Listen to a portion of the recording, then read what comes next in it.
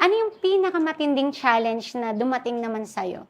Nung moment na nasa success ka na? Back in 2022, so during that time talagang I could say back to zero talaga, Miss Joycey. I think mahalaga din yon as a brand owner na alam ng community natin yung pinagdadaanan natin so that they would know na hindi ka naman robot. Siyempre, humingi ka ng wisdom kay God. Paano mo nilabanan yung ganong challenges? During that time talaga, Miss Joycey, as in, I lost everything.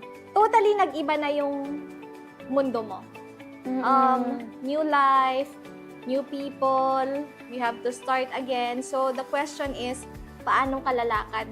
Diba? Eh, hindi ako lumakad, gumapang ako. Yes, yun ang pinakamahirap kasi, Miss Elsie, paano ka magsisimula? Paano magsisimula? Diba? So, sabi ko sa sarili ko, before all these things happen, the success, the failure, the businesses, sino ba si Elsie?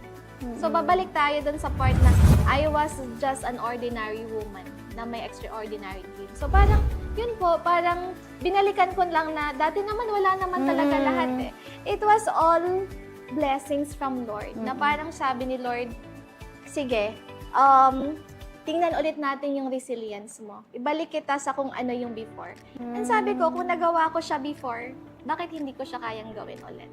Looking at it, diba, 2025 na ngayon, magte-2026 na. And that was 2022. Parang wow! Oo. Parang Pass na siya. gusto ko i-congratulate yung sarili ko for being so strong. Kasi minsan nakakalimutan din natin itap yung sarili natin. Ibig sabihin, Miss Elsie, parang nung time na yon bine-blame mo yung sarili mo? There was a time na I was blaming myself because everyone was blaming me. Which I asked, sabi ko, why was the blame all on me? Which I realized because I'm the head of the company.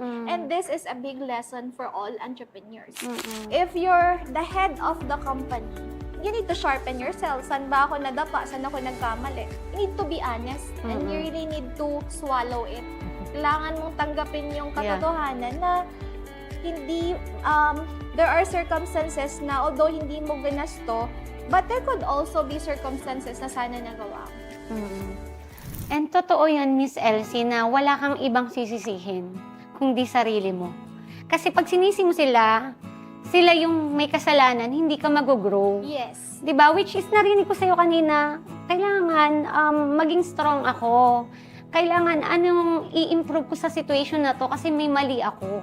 Diba? Kasi if may mga struggle na ganyan, ano yung kulang? Bakit nangyari to sa ano ko? Yes. Meron akong hindi nakita. Diba? The lesson is when you're faced in a situation na parang hindi mo alam kung saan ka lulugar or hindi mo alam kung anong gagawin mo, the best thing is to pause. Parang pause, be quiet, and minsan yung peace is more important than being right. So, kailangan mo talagang mag-reflect and learn from the situation.